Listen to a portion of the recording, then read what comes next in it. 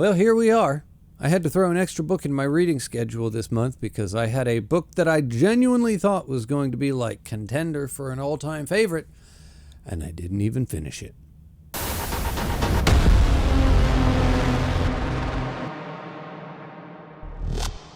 Welcome to the monthly wrap-up for August 2025. And as usual, I want to go through like a real quick little mini book haul of just things that were sent to me this month. I did have 2 books sent to me, and the first one would be The Last Light of Edgewood by Luke Boswell. And this was a self-published book sent to me by the author Luke. So thank you, Luke.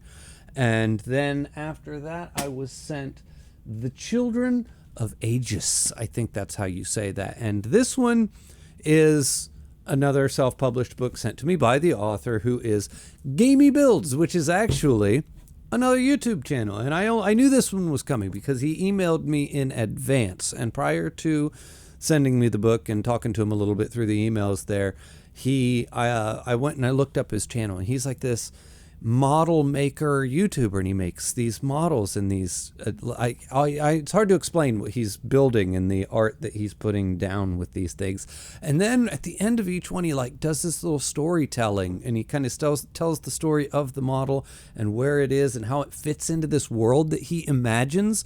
And then he wrote a book that takes place in this world that he's kind of slowly built out over the course of his YouTube channel. It's quite fascinating. I have not read the book. I did read the prologue. I might sneak this one in if I can get a time to get it in there, just because I was fascinated both by the prologue and by the content that he creates. At the very least, I recommend going and checking out his channel, just because I kind of lost a little bit of time just watching him, watching that model building and stuff. I don't know. Check it out. It was pretty interesting. I thought it was cool. And thank you so much for the book. It's also a beautiful presentation, beautiful. It came with stickers. It's like all kinds of stuff. There's a whole ass map in here, like a whole map. I don't know if all the books come with maps, or I don't know, but I got a map. That's terrible. Yeah, that's super cool. The channel's super cool at the very least. I'll get to the book eventually. Also, really fast, I was sent creepy horror short films, which is, I don't know, I've never been sent a DVD before, so we'll see how this goes. I haven't actually watched it yet, and I hope when I pop it in I don't get a phone call. Damn, I'm sorry. I hope I don't get a phone call telling me that I have like 7 days to live or something like that. Anyway, with that out of the way, we are moving on to the actual wrap up for the month of August. And as usual, I read Assassin's Quest, The Last Unicorn, The Handmaid's Tale, and Little Big. And of course, I'm not going to bury the lead here. The one that I couldn't finish was Little Big. I DNF'd Little Big, which I thought, if it sounds so right up my alley, and I just couldn't do it. So when I stopped reading it, it gave me time at the end of the month. So I slipped in Hear the Wind Sing and Pinball 1973 by Haruki Murakami. So there's that. Oh, also, I don't know how I'm getting out of this one. And then the manga, Ajin, by somebody. I don't know his name. I forget, and I can't see it from back here. Anyway, as usual, we will not be talking about the books that got a dedicated book review, which was The Last Unicorn. And oh my God, if you haven't read this book, read it. It's beautiful. If you haven't watched the video, go watch it. I'll link it in the description, because oh my God, I couldn't believe it. That was probably the most runaway success, my favorite thing I read this month. It was so good. It was amazing. And also, the Patreon pick always... Wow, I just threw everything on the floor. The Patreon pick always gets its own dedicated review, and somehow I left it up on the bookshelf. It was the 5th season, and it will be getting its own video. Actually, by the time you guys see this, it should already be out. You would have already seen that video. Anyway, let's talk about the rest of this, shall we? Starting with the first book I read, Assassin's Quest. And this was, what can I say? It's Robin Hobb. It's Farseer Trilogy. It was very, very good. Although it was probably, I'm not unique in saying this, I think it was probably the weakest of the 3 books. Now, I got a message from one of my patrons on my Discord that said the first half of this book is a 5-star book and the second half is not so. I disagree. I think the better half of this book was the second half of the book, and the weaker half was the first half. The first quarter of this book made me so frustrated trying to read it because due to the place that we leave the last book, right? Our main character leaves in a very tense situation in a very way. He leaves it in a way. I don't want to spoil the series for you. And then we end up in the beginning of this book. And he then immediately goes to do something. He's like, oh, I'm going to go do this thing in the first of the part of the book. And you're like, how? It's the most moronic and like unintelligent decision any character has made ever, or at least in a long time for me, that it pulled me right out of the story, and it made it frustrating to read. And I thought, well, okay, so he's got this idea, but he's going to like get on the road and be like, no, this is stupid. I have other priorities that are way more important.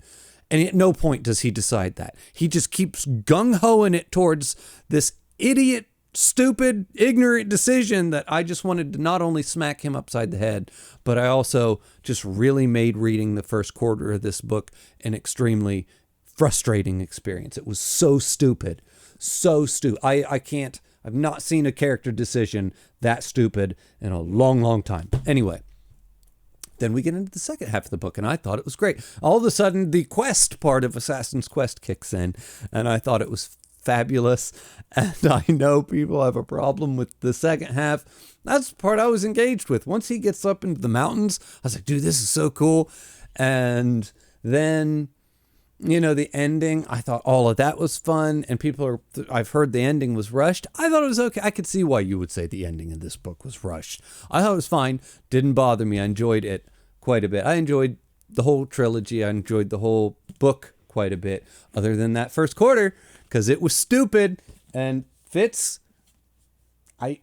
you're hard to get along with sometimes because you're that, I don't know. Anyway, good book though. Overall good book. I disagree that the first half is the better half. Not at all. It's definitely the second half. Next up, we're going to talk about The Handmaid's Tale by Margaret Atwood. And this is, this one is a classic for a reason.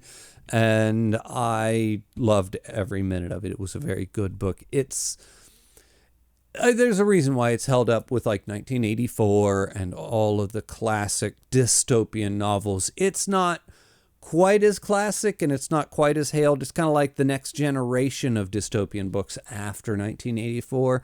But I tell you what, if it's ever held in the same conversation as books such as that or Brave New World or something like that, there's a good reason for it. This is a post-apocalyptic future where women are decreasing in fertility. But is it just the women?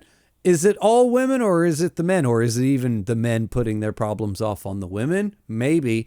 But then the women who can breed become, basically breeding stock, and they are the handmaids. And then it is just the cruel treatment of them by society, by this religious group, by the women. The ruling class women are probably the worst in the book, but it's really this perspective of this terrible future that is terrible for the women in particular, with a female protagonist written by a female author, and it just adds this real air of authenticity to it that would not be there if it wasn't done by a female such as Margaret Atwood, but also done as skillfully and intelligently as she handled the source material, not the source material, as intelligently as she handled the material itself. It was so good. Now, I will say, I think that I probably would have enjoyed Oryx and Crake more. I still, by reading the back flap of the book, feel like that was the one that's more in line with my sensibilities as a reader, the one that I would, quote unquote, enjoy more. But as a piece of history, this holds up. And I can see why it has its place, the place that it has. Next up, we're going to talk about the one, the only, Little Big. This is a book about a magical house, kind of a house that's bigger on the inside than it is on the outside, and it's built by this architect, and it has all these different faces and facades and these different styles, and it's supposed to be like an amalgamation of everything this architect was capable of doing, so it's kind of like a showcase home of his skills and abilities, and also what you could have if you hired him as an architect, but also at the same time it houses multiple universes within the house, and fairies and other realms and other worlds and magical realities and magical realism, and it sounds like everything I love in a book. Like, I don't know what happened here. This sounds like the most me book ever. And I got into it, and it was a slow start, which is fine, and then it really hooked me for a while, and I was locked in there for 75 to 100 pages, maybe, just locked in. It was great. And then it started to lose me, and it kind of got me back a little bit, and then it lost me again, and then I couldn't get into it. I was so bored. I hate to use that word. I was not engaged. I was not interested. I found myself not caring. I was turning pages just to turn the pages. I was not engaged with this book at all. I was not enjoying my reading experience with it, and I was so bummed about it because this is the one I was looking forward to the most this month. I've been looking forward to it for probably the better part of a year since I heard about it, and I just wanted so badly for this to be great. And I'm gonna say that this isn't a hard DNF. When I closed it very reluctantly, and I'm gonna say that this is a soft DNF. I will probably attempt to come back to it. I'll try to hype myself up, kind of get myself back in the mood for it, and approach it and reattempt it later, because I feel like this really does have potential, especially the fact that I was locked in for a good chunk of the book. I mean, it wasn't a huge chunk, but I was really locked in for a while.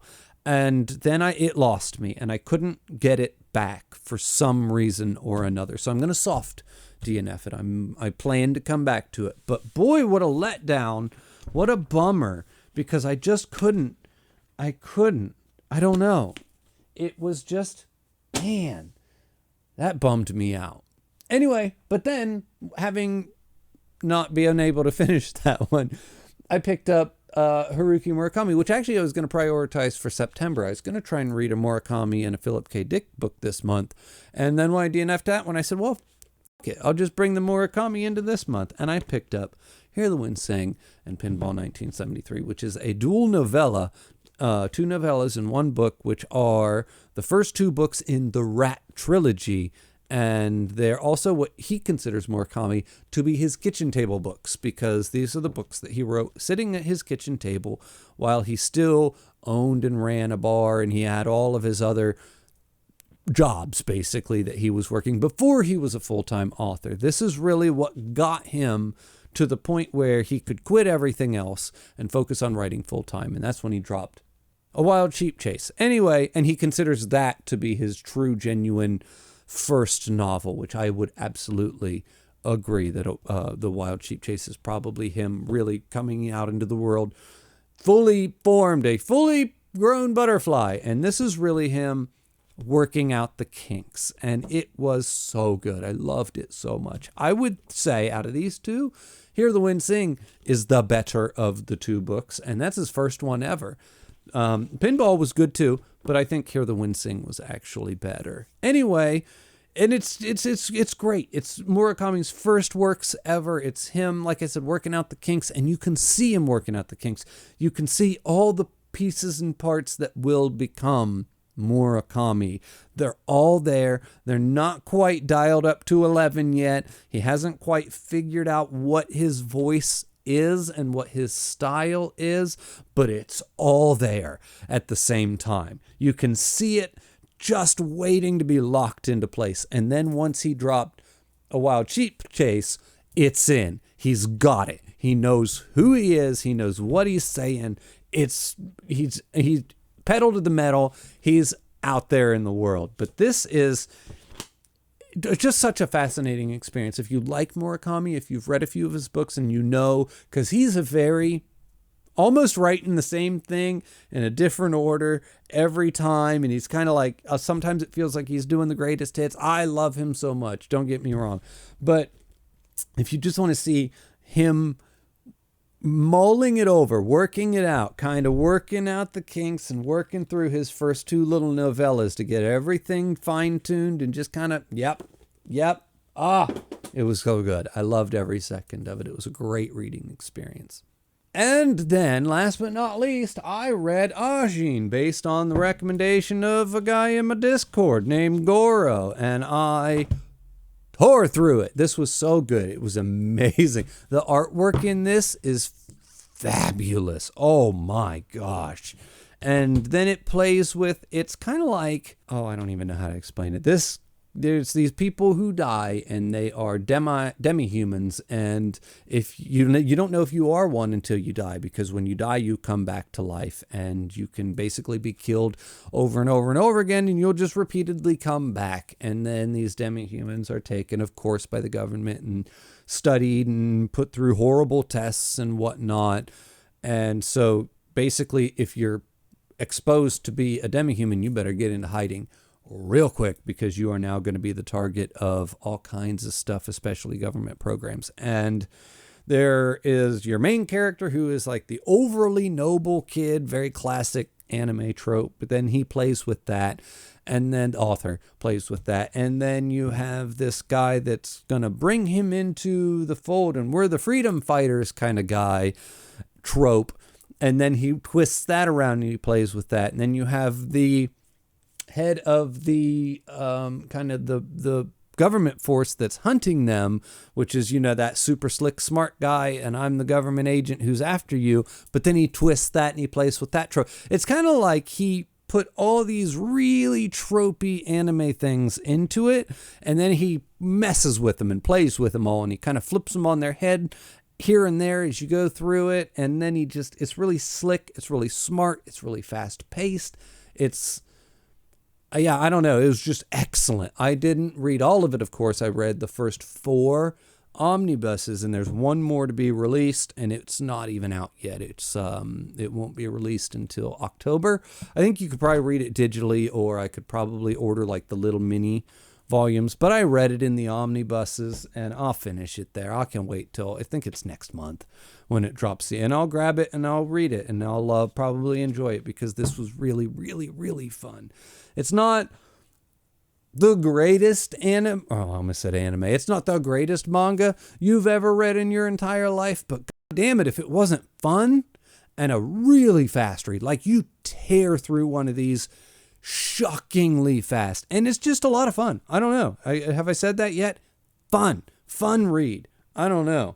I recommend it if you're into manga. I thought it was great. Anyway, so that's everything I read this month and what I thought about it. As always, everybody, the link for my Patreon's in the description below. The link for my Discord's in the description below. Thank you for watching, and I will see you next time.